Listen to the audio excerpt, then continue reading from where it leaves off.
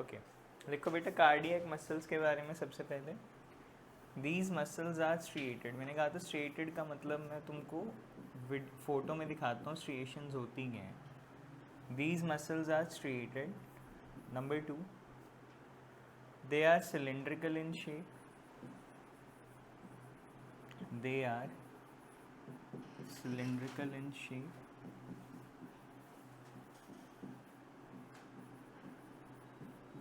ठीक है, इसकी फ़ोटो एक बार याद कर लेते हैं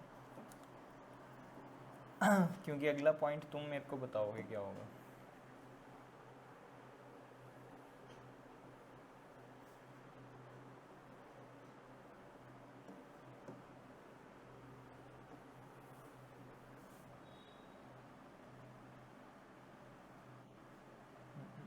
इसमें विजिबल नहीं है।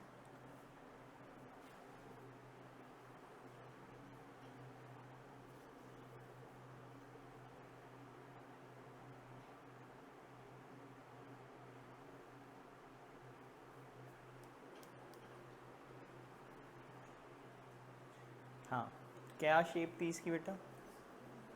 सिलेंड्रिकल। ठीक है, और उसके साथ ये क्या चला आ रहा है? ब्रांच्ड। ठीक है, दोनों बातें लिखनी है आपने। These are cylindrical in shape, और थर्ड पॉइंट क्या हो जाएगा? These are branched. These are branched. ठीक है, न्यूक्लियस कहाँ पे है इनमें? न्यूक्लियस कहाँ पे दिखाई दे रहा है तुम्हें? बट अंदर होता है। ठीक है, सेंट्रल न्यूक्लियस होता है इनका। लिखो, द न्यूक्लियस इज सेंट्रल।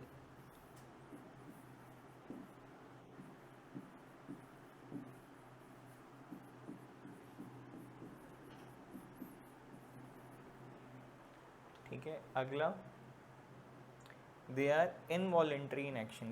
क्या हार्ट अपने आप बीट करता है? क्योंकि मसल्स उसकी अपने आप कॉन्ट्रैक्ट एक्सपैंड हो रही हैं, तो दे आर इनवॉलेंट्री, मतलब उसको कंट्रोल करने की ज़रूरत नहीं है, अपने आप हो रहे हैं। तो they are involuntary in action.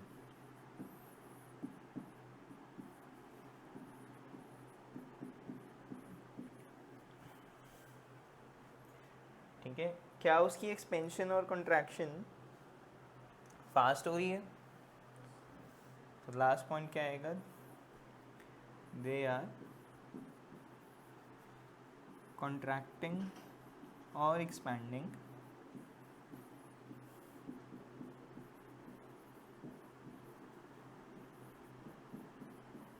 at a faster rate.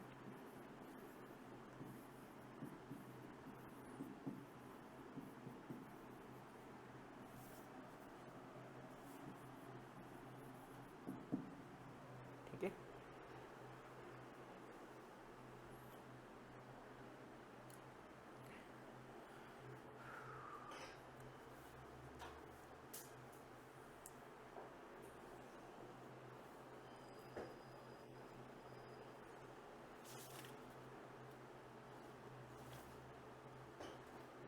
ठीक है बेटा, डन। अब ये जो वर्ड रह गया इसके बारे में समझना है हमने। स्ट्रिएटेड। स्ट्रिएटेड मतलब जिसके पास स्ट्रिएशंस हों। तो स्ट्रिएशन कैसे देखी जाती है? स्ट्रिएशंस का तात्पर्य क्या है वो समझो ज़रा बात।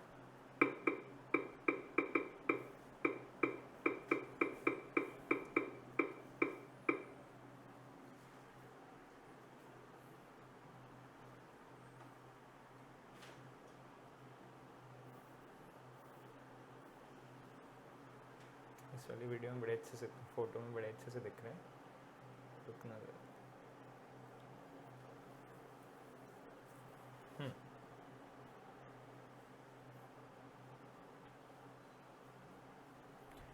तुमको ये ऑल्टरनेटिंग बैंड दिख रहे हैं यहाँ पे? ये जो डार्क कलर के बैंड आ रहे हैं, इनको स्ट्रिएशंस बोलते हैं। मसल्स के अंदर, कुछ मसल्स के अंदर, कुछ मतलब एक तो कार्डियक और दूसरी स्केलेटल, इन मसल्स के अंदर ये ऑल्टरनेटिंग बैंड होते हैं लाइट और डार्क कलर के, जिनको क्या बोला जाता है? स्ट्रिएशंस।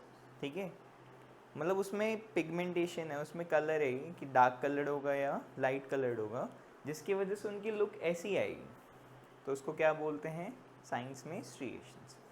क्लियर है बात, पक्का? तो स्ट्रिएशंस जो हैं ये वाली चल रही हैं जो लाइंस है, किसके पास है? सिलेंड्रिकल कौन सी होती है बेटा? अभी पढ़िए कौन सी शेप की होगी, या तो कार्डियक होगी या फिर स्केलेटल होगी। जो स्मूथ मसल है उनके पास स्ट्रिएशंस नहीं है, ठीक है। चलो लिख लो स्ट्रिएशंस की डेफिनेशन भी एक बार। स्ट्रिएशंस आर, ऐसे लिख लो, striations in a muscle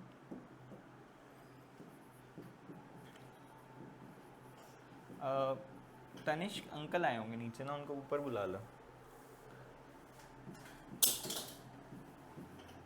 Striations in muscle refer to the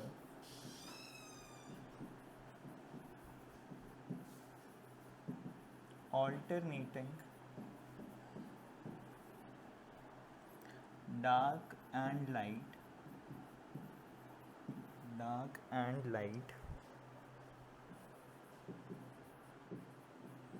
bands visible under a microscope.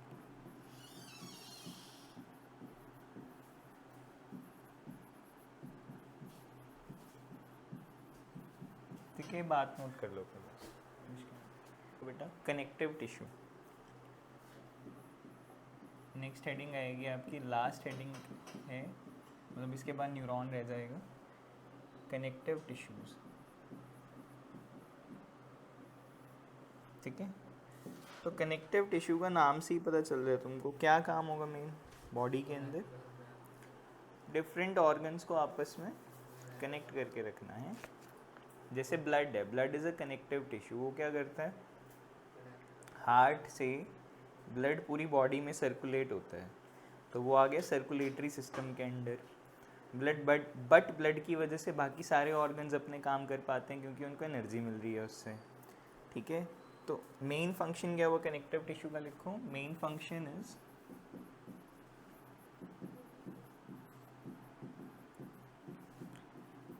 To bind slash support.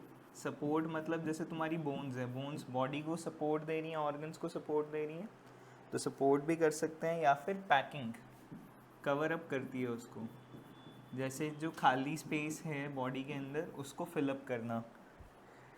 Packing together of the organs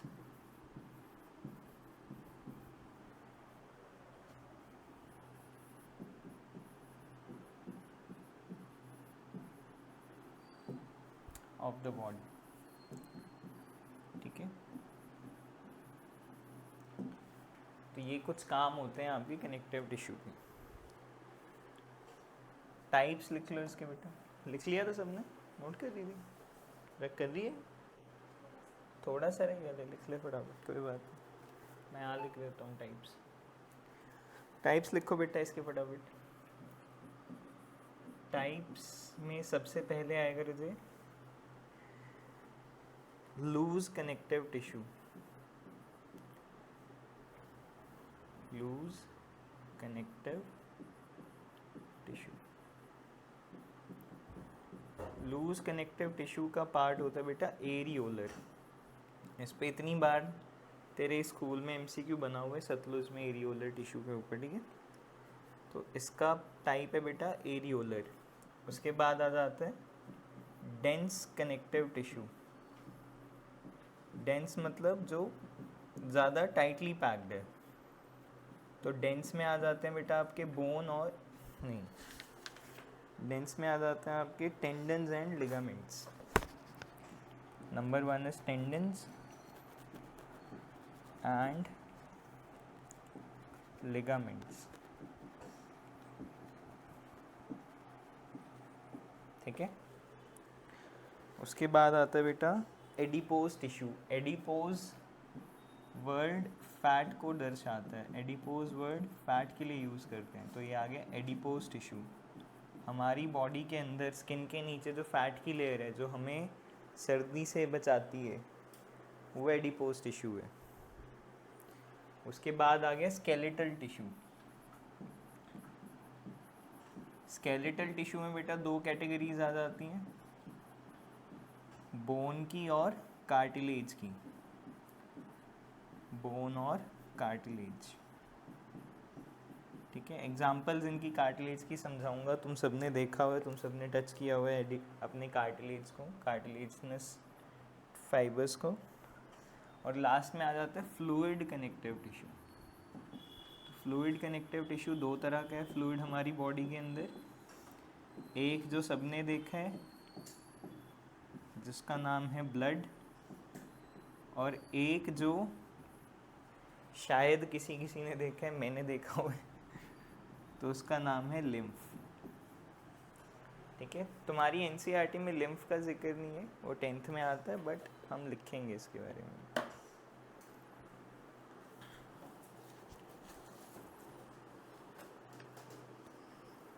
बेटा वहाँ से लाइट बंद कर दियो ज़रा।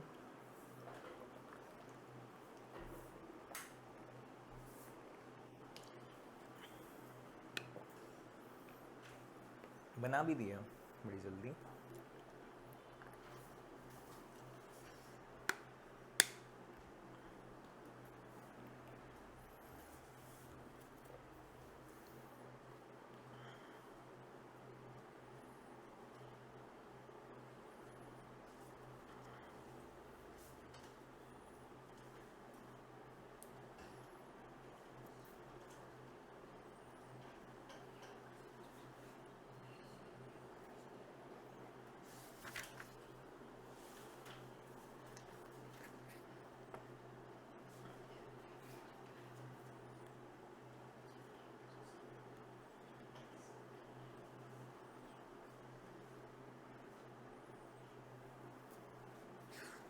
लिख लिया बेटा सबने?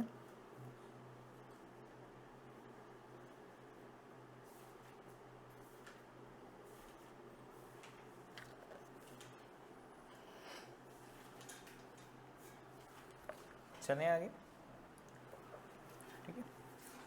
ये ना कुछ अपने पास वर्डिंग्स लिख लो, ठीक है। अगेन तुम सबके स्कूल में इतना इम्पोर्टेंट नहीं है, तेरे स्कूल में हो सकता है और गुड्डा तेरे स्कूल में हो सकता है, तो वहाँ पे सवाल पूछ लेते हैं वाले। तुमको याद करना होगा, तुम्हारी नॉलेज के लिए इंटरेस्टेड हो तो कर लेना, अदरवाइज़ ये पार्ट स्किप भी कर सकते हो, क्योंकि एनसीईआरटी में इतना मुश्किल क्वेश्चन नहीं बनता। तेरे स्कूल में बन सकता है क्योंकि वो इस बुक से टेस्ट लेते हैं, और तेरे स्कूल में तो डेफिनेटली बनेगा। लिखो बेटा, चलो। What are the different cells that can be present in connective tissue? Cells of connective tissue. अलग अलग तरह के सेल्स हो सकते हैं जो कि कनेक्शन में हेल्प कर रहे हैं, जो कि फॉर्मेशन में हेल्प कर रहे हैं टिश्यूज़ की। नंबर 1 फिब्रोब्लास्ट्स। सबसे पहले आएगा बेटा फिब्रोब्लास्ट्स,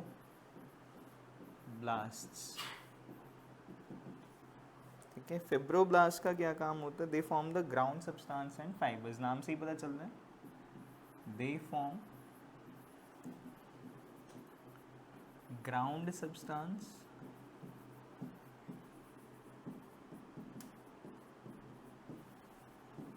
एंड फाइबर्स।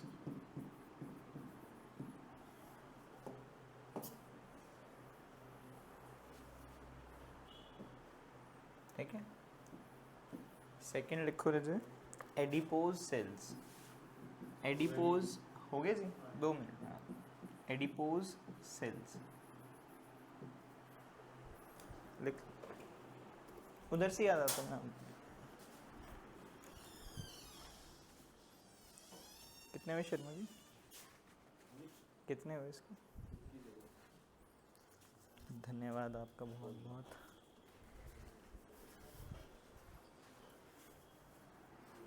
क्या हुआ अभिषेक?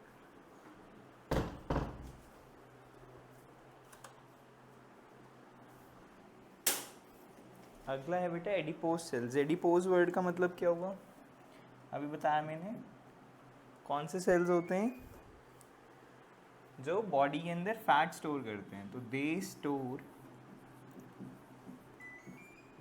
फैट्स, और ब्रैकेट में लिख सकते हो आप लिपिड्स, याद है लिपिड वर्ड सेल्स में पढ़ाया था फंडामेंटल यूनिट ऑफ लाइफ में। तीसरी तरह की सेल्स होते हैं बेटा मैक्रोफेजेस। मैक्रोफेजेस, ठीक है। ये जो फैगोसाइटोसिस होता है ना, वर्ड ये आ गया इसमें फैगोसाइटोसिस, यहाँ पे लिख लो इसको।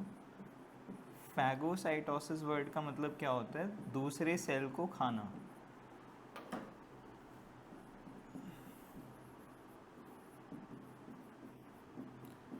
तो जब सेल किसी दूसरी चीज़ को खाता है तो उसको क्या बोलते हैं साइंस में? फैगोसाइटोसिस। तो मैक्रो वर्ड हो गया बड़ा, और फेजेस मतलब फैगोसाइटोसिस से रिलेटेड है कि जब कोई सेल दूसरे सेल को खा जाता है। जैसे हमारी बॉडी में कौन सा सेल दूसरे सेल को खाएगा? क्या? लाइजोसोम्स तो सेल ऑर्गेनली होती है राजे, वो तो खुद ही के सेल को खा जाती है, तो पार्ट है उसका। मैं कह रहा हूँ एक बड़ा सेल दूसरे सेल को खा रहा है, तो कब खाएगा? कब होगा ऐसा? जब हमारी बॉडी में डिजीज़ कॉजिंग ऑर्गेनिज्म आ जाता है, जब हमारी बॉडी में बैक्टीरिया आ जाता है या फिर कोई प्रोटोजो आ जाता है जिसकी वजह से मुझे इन्फेक्शन हो सकती है। तो मैक्रोफेजेस क्या होंगे? बेसिकली वाइट ब्लड सेल्स होंगे या फिर लिम्फोसाइट्स होंगे जो कि उस सेल को खा के डिस्ट्रॉय कर देंगे, ठीक है। तो मैक्रोफेजेस क्या हेल्प कर रहे हैं? हमारी बॉडी को इन्फेक्शन से बचा रहे हैं, बैक्टीरिया से बचा रहे हैं। लिखो macrophages are either fixed or freely moving, either fixed or freely moving cells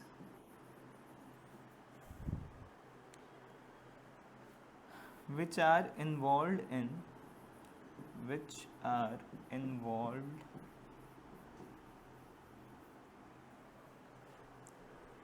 destruction and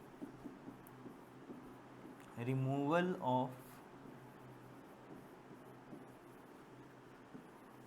bacteria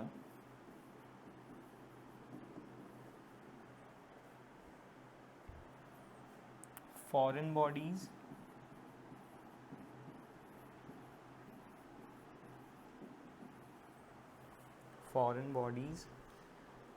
or damaged cells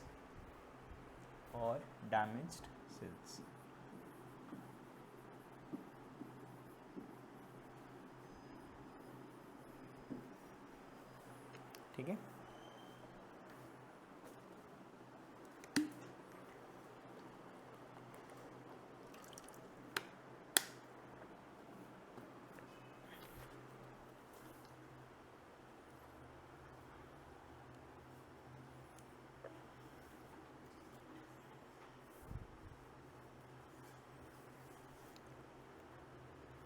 sorry मैंने लिम्फोसाइट्स बोल दिया, लिम्फोसाइट्स इसका पार्ट नहीं है, इसका पार्ट WBCs हैं। WBC मतलब वाइट ब्लड सेल्स, ठीक है, लिख लो इसके साथ। इसका पार्ट जो है वो या तो ल्यूकोसाइट्स हैं या फिर वाइट ब्लड सेल्स हैं।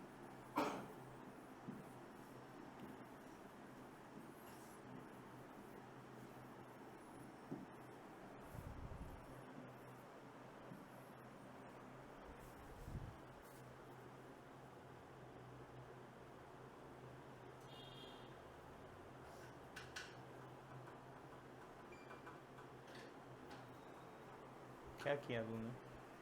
किसने किया? ऐसे करके तुम पे तो जल्दी हवा नहीं आएगी बेटा, टाइम लगता है इसी के स्टार्ट होके। क्या कह रहे? क्या बोल रहे?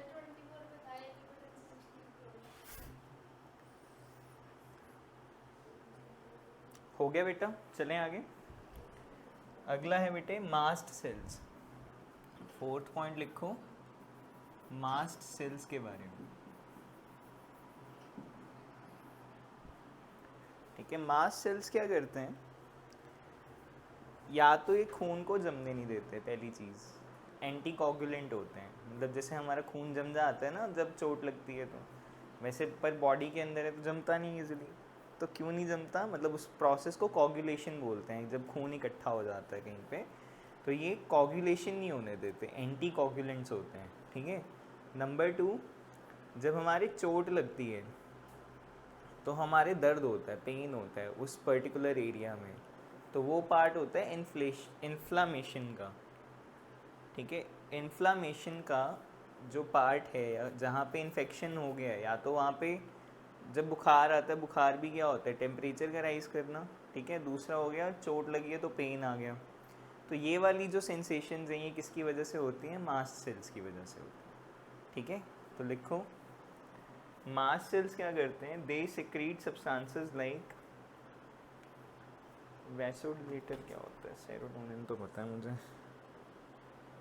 वैसोडिलेटर,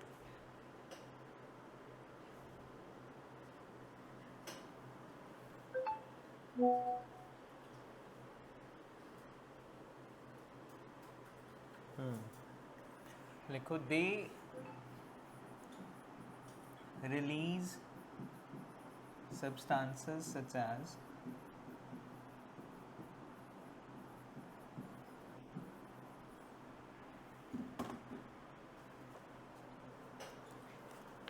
हेपारिन,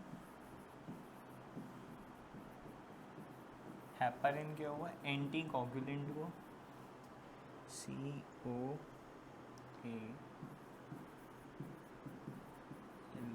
हेपारिन, ठीक है। दूसरा हुआ हिस्टामाइन, हिस्टामाइन ड्रग होता है बेटा जिसको वैसोडिलेटर बोलते हैं, वैसोडाइलेटर, नाम से पता चल रहा है। वैसोडाइलेटर क्या हुआ, जो वेसल्स को डायलेट करे, डायलेट करने का मतलब होता है बड़ा करे। वेसल क्या हुए बेटा, कल भी बताया था, वेसल्स क्या हुए, आर्टरीज, वेन्स एंड कैपिलरीज, ठीक है।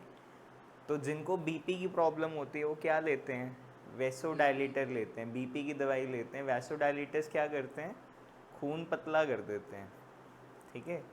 या मतलब दो चीज़ें हो सकती हैं, या तो खून पतला हो जाए या तुम अपनी आर्टरी को ब्रॉडन कर दो, डायलेट कर दो, बड़ा कर दो, दोनों ही केसेस में तुम्हारा ब्लड प्रेशर ठीक रहेगा, ठीक है। तो वैसोडाइलेटर का मतलब क्या हुआ, जो वेसल्स को डायलेट कर दे, मतलब वेसल्स जो पाइप है उसको और चौड़ा कर दे ताकि ब्लड फ्लो इजीली हो जाए, ठीक है।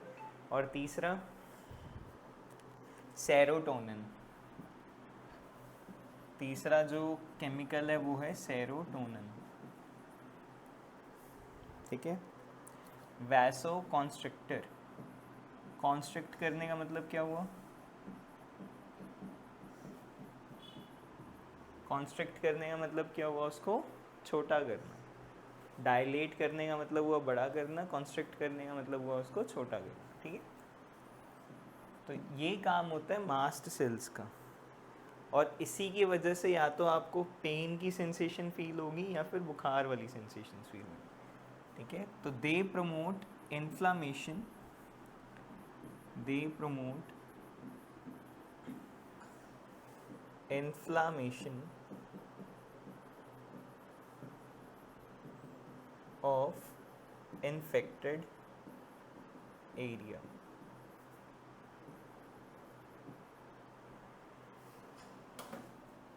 समझ आई बात।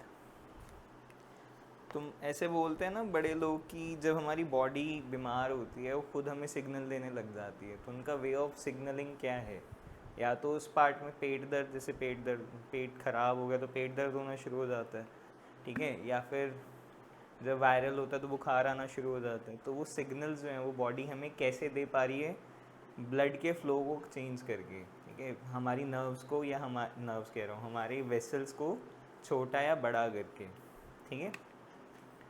याद रहेगी बात ये।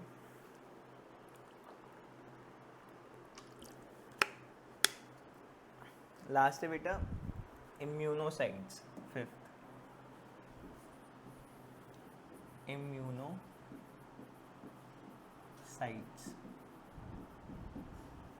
इम्यूनोसाइट्स क्या करते हैं बेटे, देखो,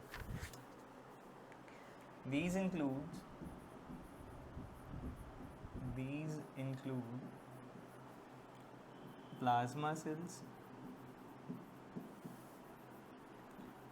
These include plasma cells and lymphocytes.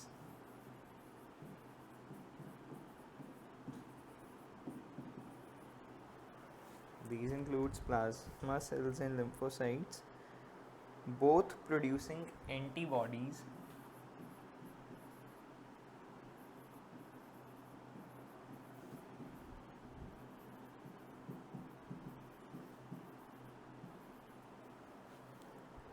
for the immune response.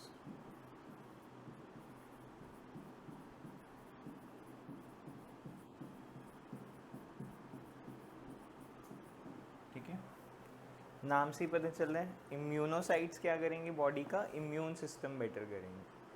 तो उनके पास लिम्फोसाइट्स भी होते हैं। लिम्फ अगेन एक ऐसा फ्लूइड है, ऐसा टिश्यू फ्लूइड है जिससे कि हमारी बॉडी पैथोजन से, डिजीज़ कॉजिंग ऑर्गेनिज्म से बची रहती है। और दूसरा इनके पास होते हैं बेटा प्लाज्मा सेल्स, सेम फंक्शन। ठीक है,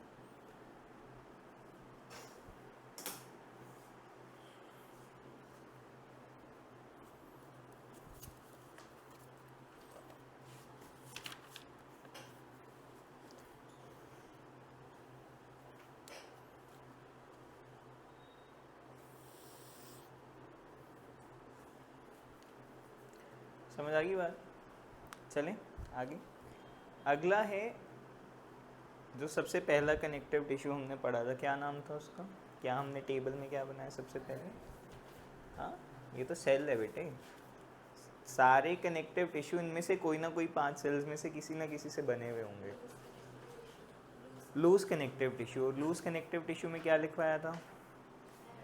एरियोलर टिश्यू। ठीक है, एरियोलर वर्ड का मतलब क्या हुआ कि जहाँ कुछ नहीं है वहाँ पे एरियोलर टिश्यू है। जैसे लूज कनेक्टिव टिश्यू का मतलब क्या हुआ, जैसे मेरी स्किन है, ये दबाने पे पिचक रही है ना? क्यों? क्योंकि यहाँ पे क्या प्रेजेंट है? Areolar tissue. जो स्किन के नीचे का टिश्यू था, जब तक मेरी मसल नहीं शुरू हुई, जब तक मेरी बोन नहीं आई, स्किन से मसल तक कौन गैप फिल कर रहा है? Areolar tissue.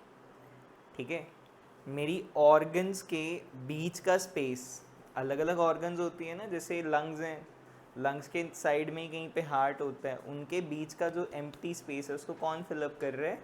Areolar tissue fill up कर रहा है। जो मेरे ब्लड वेसल्स हैं, आर्टरीज हैं, वेन्स हैं, उनके चारों तरफ, पाइप्स के चारों तरफ स्पेस कौन फिलअप कर रहा है? Areolar tissue. ठीक है, इसको ऐसे याद रखना। मैं बच्चों को एग्जांपल दे देता हूँ। हम कमरे में बैठे हैं, कमरे को कौन फिलअप करके बैठे हैं इस वक्त? एयर। तो एयर वर्ड से याद रखो एरियोलर टिश्यू। ये सवाल एमसीक्यू में बहुत आता है। Which tissue fills up most of the space inside the body? तो मोस्ट ऑफ द स्पेस कौन फिल कर रहा है? Areolar tissue. ठीक है, लिखो इसके बारे में बेटा। वही बात है सारी, मेजरली तुमने अकरेंसेस याद रखनी है, कहाँ पे क्या प्रेजेंट है। ठीक है, सवाल हमेशा अकरेंसेस पे बनता है या फिर सवाल बनता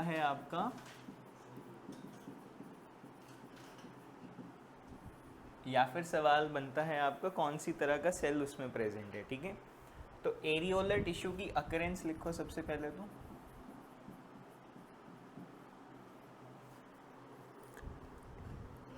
most widely distributed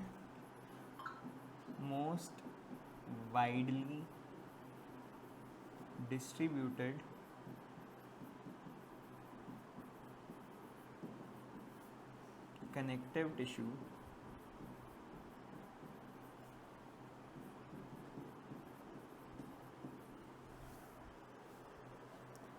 that joins skin to muscle,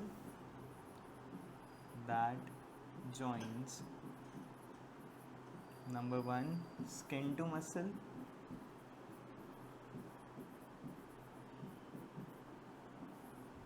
number 2 fill spaces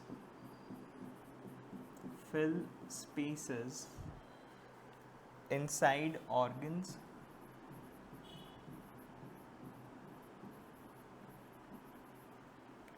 and number 3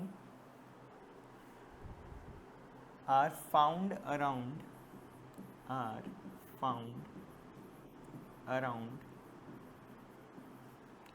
muscles blood vessels, muscles, blood vessels and nerves. ठीक है, इसके पास जो दो तरह के सेल्स पाए जाते हैं, लिख लो टाइप्स ऑफ सेल्स। जो दो सेल्स इसके पास हैं मेजॉरिटी, उनका नाम है फिब्रोब्लास्ट। ठीक है, बार बार मतलब नहीं लिखवा रहा हूँ मैं, या फंक्शनिंग नहीं लिखवा रहा हूँ। एक तो फिब्रोब्लास्ट है इनके पास एंड दूसरे हैं मैक्रोफेजेस। फिब्रोब्लास्ट भी हैं और मैक्रोफेजेस भी, मतलब वो फाइब्रस भी है और दूसरा वो पैथोजेंस को भी खा सकते हैं। ठीक है,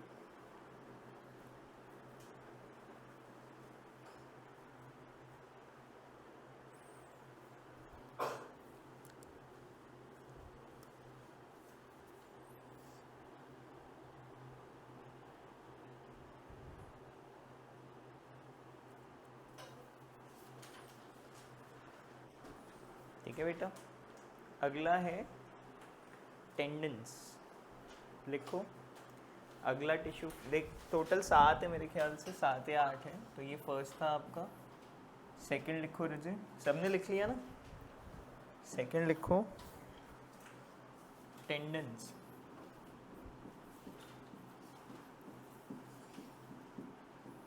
ठीक है, तो टेंडन्स क्या होते हैं बेटा? They are strong inelastic, strong,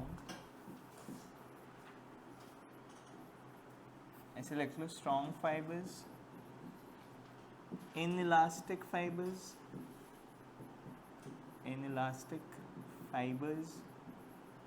ठीक है, मतलब लिमिटेड फ्लेक्सिबिलिटी है,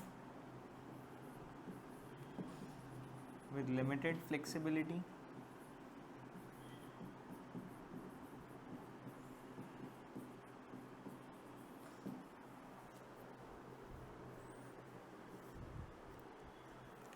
ठीक है, और मेन फंक्शन क्या है इनका, इसको स्टार कर लेना। इनका मेन फंक्शन क्या है? टेंडन किसको किससे कनेक्ट करते हैं? मसल्स को बोन्स के साथ। ठीक है, their main function is connecting muscles to bones. ठीक है, जो लोग या जो लड़के या मे बी लड़कियां बॉडी बिल्डिंग या जिम वाली वीडियोस देखती हैं, उनको इस बात का पता होगा। लड़कों में ना, मतलब बॉडी बिल्डर्स में बात बहुत कॉमन है, टर्म बहुत कॉमन है कि उसका टेंडन फट गया। टेंडन फटने का मतलब क्या होता है कि आप ये वाली एक्सरसाइज कर रहे हो लेट्स से, ठीक है, पर आपने वेट अपनी क्षमता के बाहर उठाया हुआ है, तो मसल को बोन से जॉइन करने वाला जो टिश्यू है वो क्या है? टेंडन।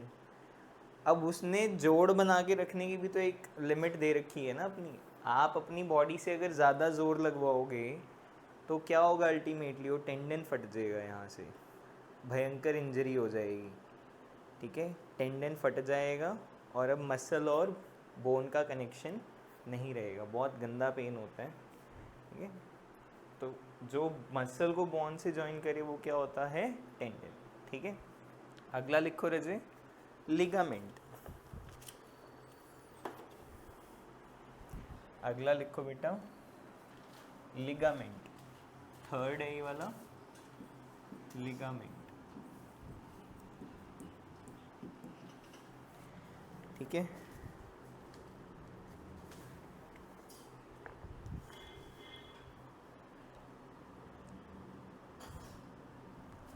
तो स्ट्रॉन्ग फाइबर्स तो इसकी भी है, स्ट्रॉन्ग फाइबर्स इसकी भी है, लेकिन इसके पास हाई फ्लेक्सिबिलिटी है। तो अगर सवाल आ जाते हैं strong fibres but low flexibility, तो आंसर क्या होगा? टेंडन। और strong fibres but with high flexibility, तो आंसर क्या होगा? लिगामेंट। ठीक है,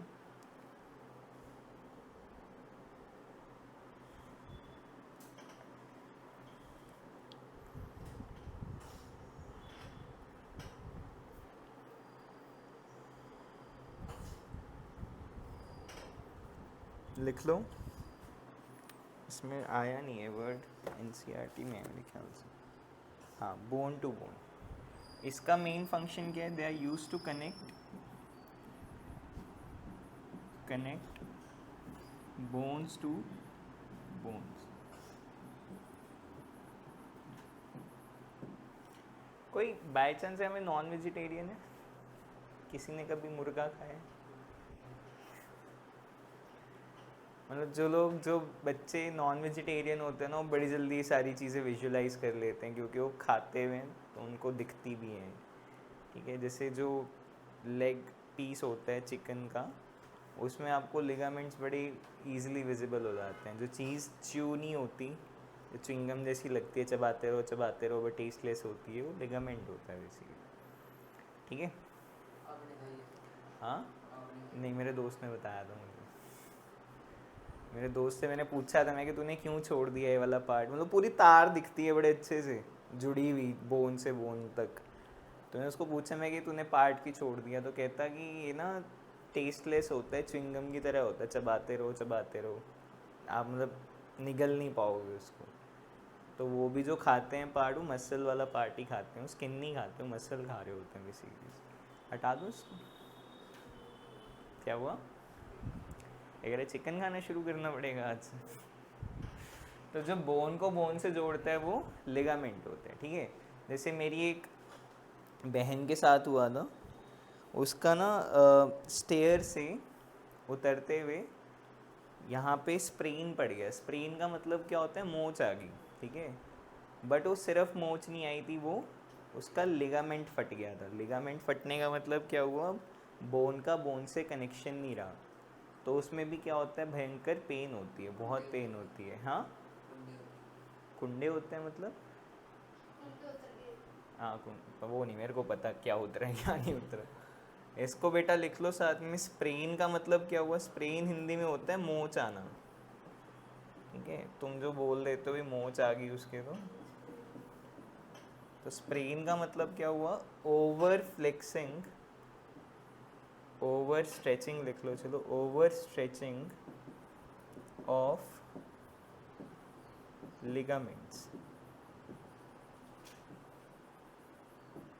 ठीक है, तो बोलते हैं कि ओवर स्ट्रेचिंग जब हो जाए लिगामेंट की, तब बोलते हैं स्प्रेन आ गया।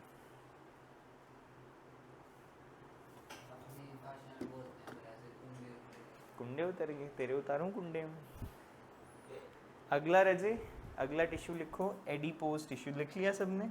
याद रहेगी आज के बाद। अगर किसी के मोच आ जाए उसको बोल देना अंग्रेजी में, वो तेरे तो लिगामेंट में प्रॉब्लम है। फोर्थ है बेटा एडिपोज टिश्यू। इस पे भी राजे न्यूमेरिकल एमसीक्यू बन जाते हैं। एडिपोज किससे रिलेटेड है? अभी पढ़ा हमने, किससे रिलेटेड है बेटा? फटाफट बताओ।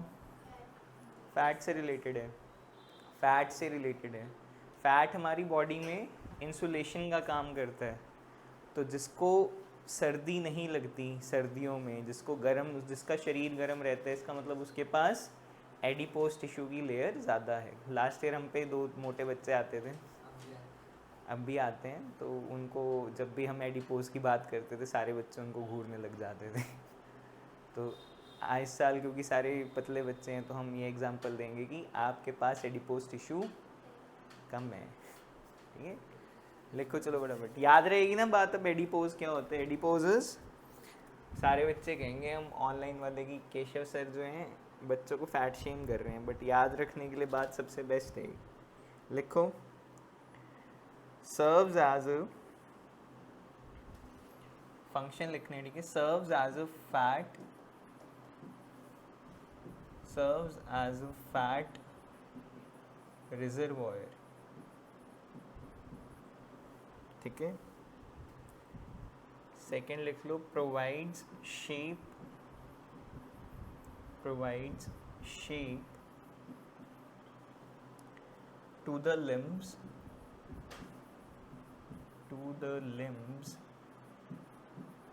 and body.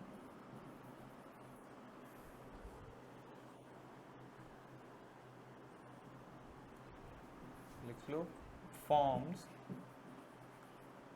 shock absorbing cushions, shock absorbing cushions for kidneys and eyeballs.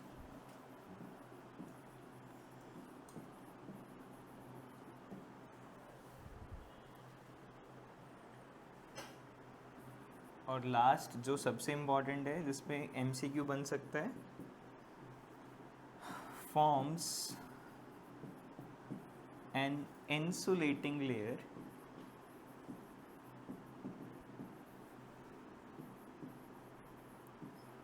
and prevents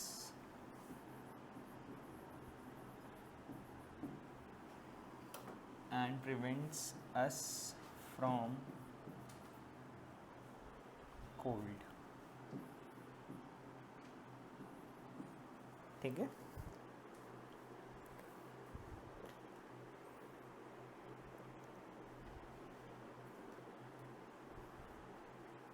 तो ये भी ज़्यादातर कहाँ पे होगा रजे, कहाँ पे होती है इंसुलेशन की ज़रूरत, कहाँ पे हमें बचना है ठंड से? दो जगह तो मैंने वैसे ही बता दी, किडनी और आईबॉल। और कहाँ पे होगा? स्किन के नीचे, क्योंकि मेन तो हमें यहीं से बचना है ना ठंड से, कि बाहर वाली ठंड हमारी बॉडी के अंदर ना जाए। तो it is present in abundance below the skin. लिख लो ये वाली बात, इट इज़ प्रेजेंट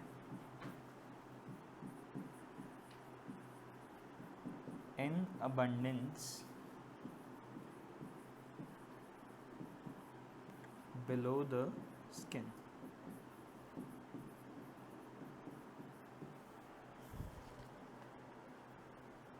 ठीक है, also between internal organs,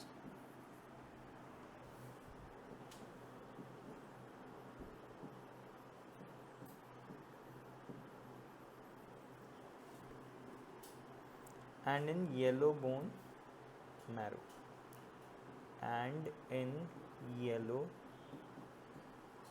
bone marrow। ठीक है, लास्ट ईयर अच्छे बच्चे जो होते थे, लास्ट टू लास्ट ईयर अच्छे बच्चे जो होते थे, उनका एक सवाल था कि सर आपने यहाँ पे भी लिखवाया बिलो द स्किन और एरियोलर में भी लिखवाया बिलो द स्किन, आपने यहाँ पे भी लिखवाया बिटवीन द ऑर्गन्स, उसमें भी लिखवाया बिटवीन द ऑर्गन्स। तो अगर पेपर में सवाल आ जाता है तो हम कैसे डिफ्रेंशिएट करें कि आंसर एडिपोज है या एरियोलर है?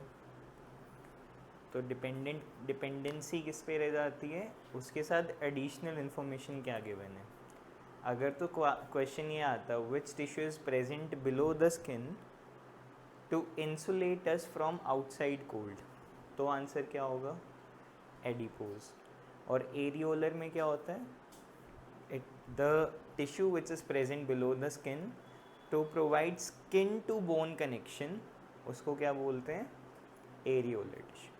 तो वो एडिशनल इन्फॉर्मेशन जो गिवन है उस पर भी आपको फोकस रहना है, उसको पढ़ के ही अपना MCQ टिक करना। ठीक है, डन। कितना टाइम हुआ है अभी? 20 मिनट पड़े हैं। चलो आगे लिखो। हाँ, तो मैं बात कर रहा था, हमने स्केलेटल टिश्यू में पढ़ा था 3 तरह के टिश्यू रह गए मेन, बोन, कार्टिलेज और ब्लड। लिम्फ तुम्हारा बोनस है, वो एडिशनली लिखवा रहा हूँ मैं, पढ़ना होगा पढ़ लेना वरना रहने देना। तो बोन सबको पता है कहाँ पे होती है, 206 होती हैं, मूवमेंट में हेल्प करती हैं। किस किस से बनती हैं? हार्ड मैट्रिक्स होता है कैल्शियम और फॉस्फोरस का, फॉस्फेट का हार्ड मैट्रिक्स होता है। ठीक है, और कार्टिलेज, कार्टिलेज के लिए क्वेश्चन आ जाता है, कार्टिलेज कहाँ देखा है तुमने? है छाती में। कार्टिलेज क्या होता है? यहाँ पे हार्ड चीज़ है, कान हार्ड है, सेमी हार्ड है, सेमी भी नहीं है, गिलगिले हैं तेरे कान। ये जो पार्ट है फ्लेक्सिबल है। तो च्युइंगम खा रही है, जल्दी बोल, च्युइंगम खा रही है, 10 पिट करके आ रहा। तो कान जो है इसमें हड्डी नहीं है, बट ये फिर भी थोड़ा सा हार्ड है। तो ये कौन सा टिश्यू होता है? Cartilage tissue. क्या नाक में हड्डी होती है? नोज़ में? हड्डी नहीं होती है। ये भी कौन सा होता है, नहीं सॉरी, ये वाला पार्ट क्या हो गया तुम्हारा, कार्टिलेज हो गया, ठीक है। यहाँ गले में होती है रिंग्स ऑफ कार्टिलेज, मैं मतलब इनकी नॉस्ट्रल्स की बात कर रहा था, नॉस्ट्रल्स में भी क्या होगा, कार्टिलेज होगा। यहाँ पे क्या होते हैं, अगेन इधर छुओगे तो तुमको फील भी होंगे हल्के हल्के से, इसे रिंग्स बने हुए होते हैं, रिंग्स ऑफ कार्टिलेज बोलते हैं। एक लड़का कहता है एडम एप्पल होता है, एडम एप्पल भी होता है, बट उसके अलावा यहाँ पे रिंग्स भी होती हैं, रिंग्स ऑफ कार्टिलेज जो ट्रैकिया के चारों तरफ होती हैं, ठीक है। तो कार्टिलेज कौन सा टिश्यू हुआ, not as hard as bone, but इसका काम भी क्या है, या तो ईयर की आउटर सरफेस बनाना, पिन्ना बोलते हैं इसको, नोज़ के लिए नॉस्ट्रल्स बनाना, ठीक है। और दूसरी एक चीज़ आ गई कार्टिलेज, रिंग्स ऑफ कार्टिलेज आ गया। या फिर ये हमारी ना इस पे जॉइंट्स पे होता है, जॉइंट्स को स्मूदन करने के लिए, जहाँ पे हड्डी से हड्डी का कनेक्शन हो रहा है, जहाँ पे लिगामेंट प्रेजेंट है बेसिकली, बट उसको स्मूदन करने के लिए, ठीक है। लिखो फटाफट, कार्टिलेज के बारे में लिखो बेटा।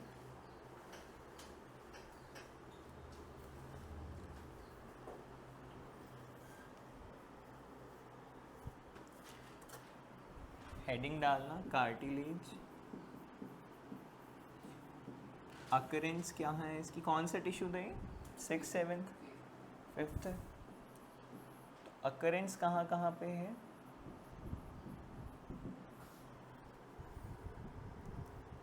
ईयर पिन्ना, याद रहेगा वर्ड पिन्ना क्या होता है, ये जो तुम्हारे कान के बाहर वाला हिस्सा है जिसको टीचर पकड़ के खींच देता है। दूसरा knows tip,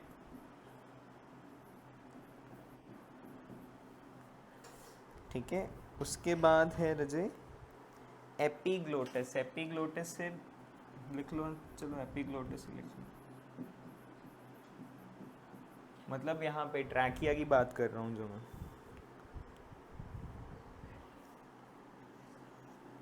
rings of trachea, rings of trachea. कोई बच्चा अगर मेरे को बता दे ट्रैकिया क्या होता है, मैं तारीफ करूँ उसकी। वेरी गुड, ट्रैकिया क्या होता है, विंड पाइप।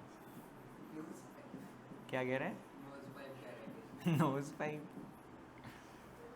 और कल एक बच्चे ने टेस्ट में लिखा हुआ था, क्वेश्चन था कि जो पीओपी होता है ना, पीओपी समझते हो, प्लास्टर ऑफ पेरिस, उससे हड्डियाँ जोड़ते हैं, ब्रोकन बोन्स जोड़ते हैं, तो उसको ब्रोकन वर्ड याद नहीं आ रहा था, टेस्ट में लिखा है ब्रेक डाउन बोन्स।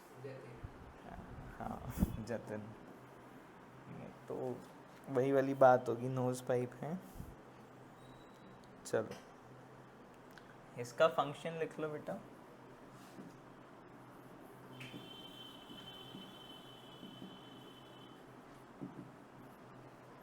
फंक्शन लिखो, it provide support, it provides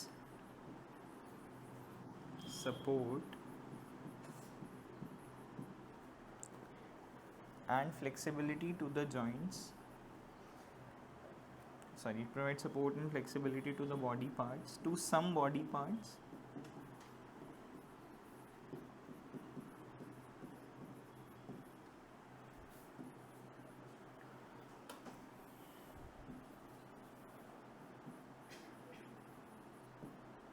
and ये वाला याद रखना, ठीक है, ये इम्पॉर्टेंट है, and it smoothens the joints, and it smoothens the joints.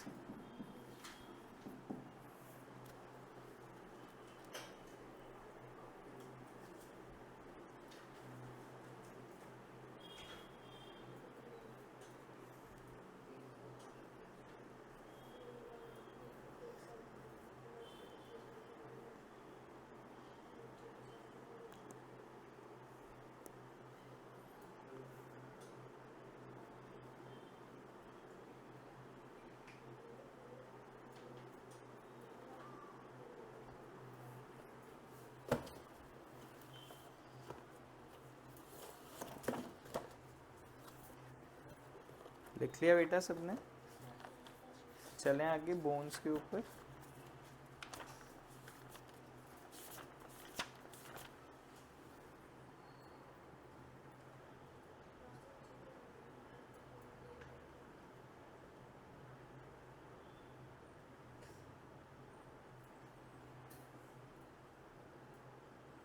इसमें ना एडिशनल बात लिख लो, the matrix is made up of sugars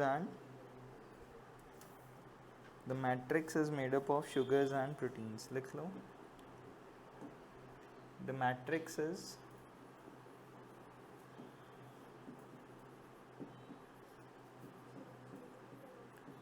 made up of sugars and proteins.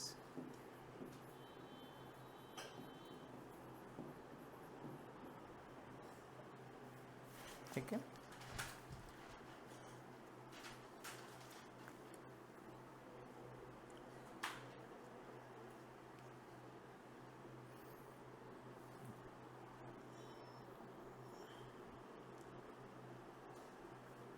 Done. चलें आगे. अगला लिखो बेटा बोन्स. कौन सा है, 7th या 6th? 6th. अगला कनेक्टिव टिश्यू है बेटा बोन. लिखो इसके बारे में. फंक्शंस लिख लेते हैं पहले. अकरेंस तो देखो तुमको पता ही है, बॉडी के अंदर हर जगह ही है इसकी. तो फंक्शंस लिख लो पहले. Forms the framework. It forms the framework that supports the body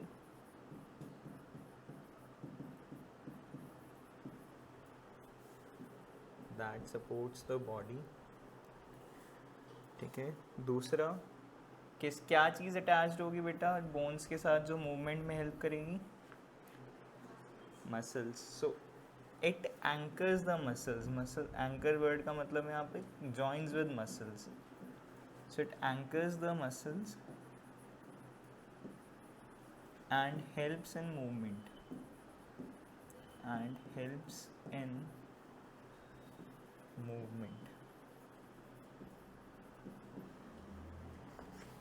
and helps in movement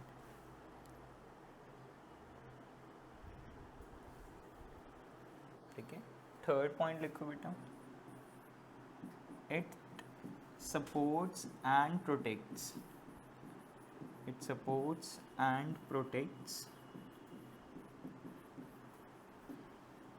internal organs.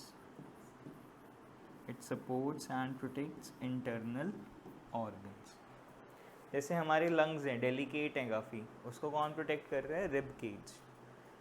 ठीक है. तो it supports and protects the internal organs. लिख लिया तुमने अभिषेक? फ्री बैठ गया.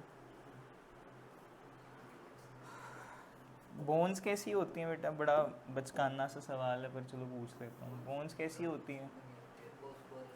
हार्ड, फ्लेक्सिबल होती हैं, बेंड हो सकती हैं क्या?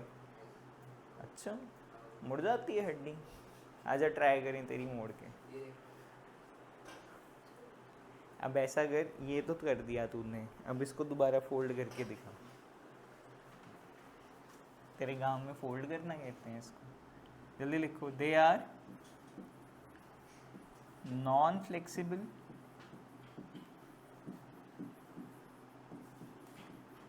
and hard in nature.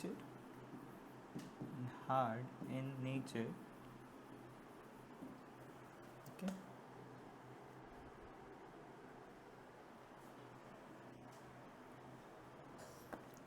And its matrix is, या चलो फुल स्टॉप के बाद लिखते हैं. Its matrix is made up of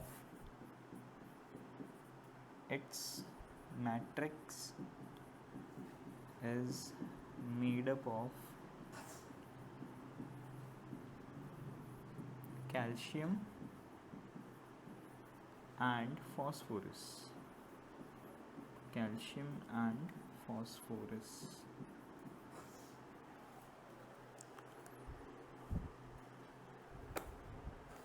ठीक है. आज के लिए इतने ही लिखेंगे बेटा, फिर ज़्यादा हो जाएगा एकदम. इसको रिवाइज कर लेंगे.